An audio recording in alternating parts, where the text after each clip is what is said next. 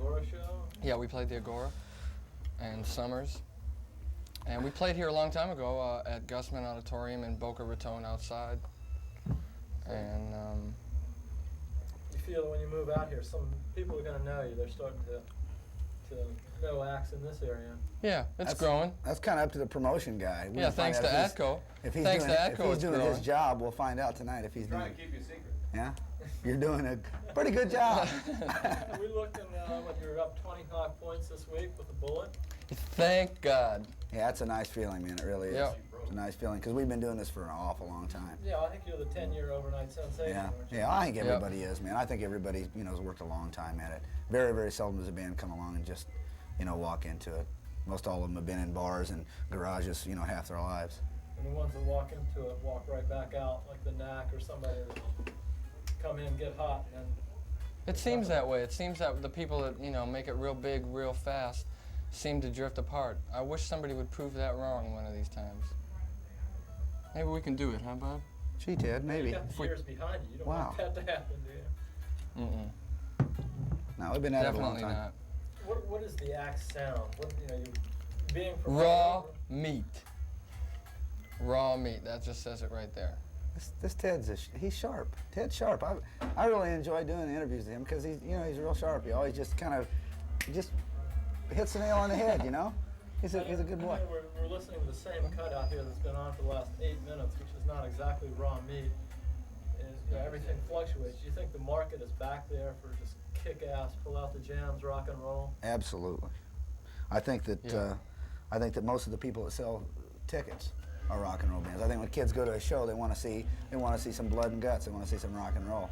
They don't want to sit and there's a lot of good people out there, a lot of good performers, but if I go to a show, I like to get smashed in the face. And that's what I figure. If I like it, I'm going to do it to them. I'm going to do my best to just kick their butts.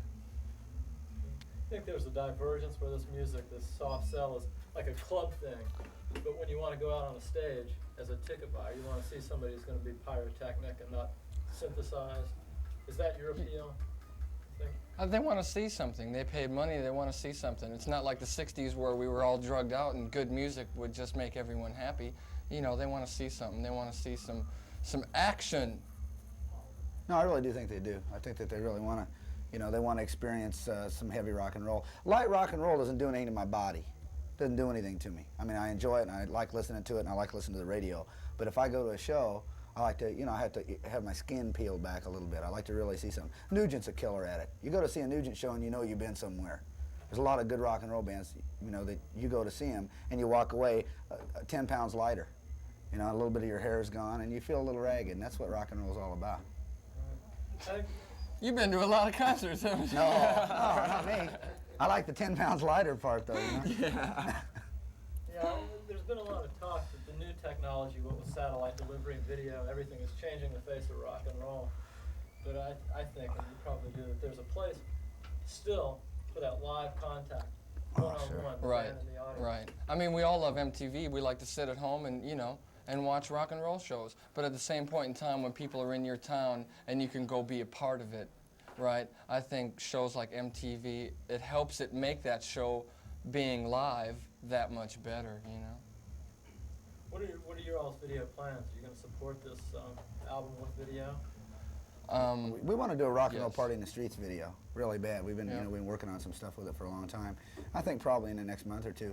The problem has been that we're hitting the road so hard that like this, this thing right here, it's in between running here and running there. We just really haven't had the time. Yeah. But you want to take it live in the streets and a rock and roll party in the streets. That's what we want to have. We want to have drag out, raw meat, girls, a lot of girls with that Fredericks of Hollywood kind of stuff. Well, I think that's the ticket. Would you record it live or would you just lip sync it to an existing track? Gee, that's tough. It just kind of depends on the production techniques, but I think that. I think that we'd kind of like as long as the girls are there, I don't think it matters too much. Well, that's true to an extent. I think what works on video is different than a pre-recorded track. If you're going to get out in the street and get people manic, you're going to play a harsher guitar chord. You're going to riff to the crowd. You're going to have that interplay. Well, that's what makes live albums happen. So it makes bands happen different on stage than their albums. Everything that you do on an album is not necessarily going to work on stage. You want to do some different stuff. We do, we stretch the songs out. We take a lead here. We do this here. A lot different than the album. We play the songs, but you know, we get into it with the people a little bit more. You can't do that on a record because you don't have the eye-to-eye contact. But with video, you can bring that. Yeah. You know, it may require a different recording technique, even back to your audio as to how you do it. It certainly isn't standard right now. You know, Right. You know, go out in the desert and act like you're heavy. What do you think about when you're off stage? Okay. All right. Bob, what do you think about? Oh, that's okay. That's okay. So what, you had 2 albums that basically did the lead balloon treatment. Teflon. They're certified Teflon right. albums. Certified Teflon. Yep. Good. And all of a sudden, this one's rocketing. What do you? Have you been on the road in advance to prep for it, or is your big push coming now that it's out? We started touring right when it came out. Wow.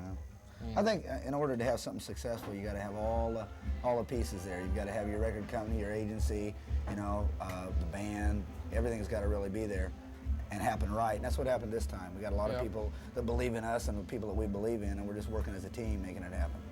It is. It's a big team effort.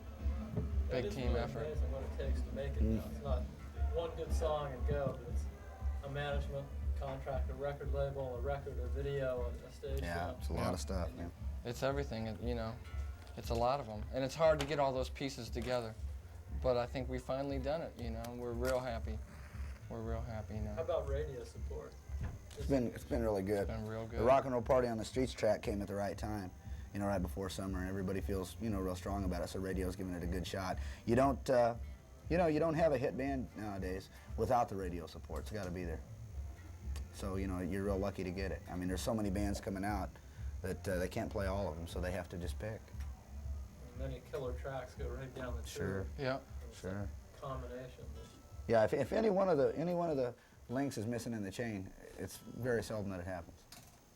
And you feel you're about to happen now. I mean, you have that kind of attitude where you're getting good feedback from all quarters. Yeah, I think we got started. I think we got a long way to go. I think that, you know, that it's, I don't think it's a one album thing anymore. I think if you're going to establish yourself, it's going to take some time, a lot of touring, a couple albums, you know, in order to really establish yourself. It takes time for a band to grow, too. You know, our first album, we had done that after 8 months of being together. You know, so I think we've grown more as a band, too.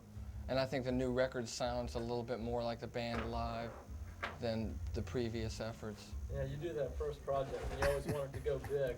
By the time you get 2 projects past, You don't like my pass. You didn't like my pass, man. God dang. There, is that better? Okay.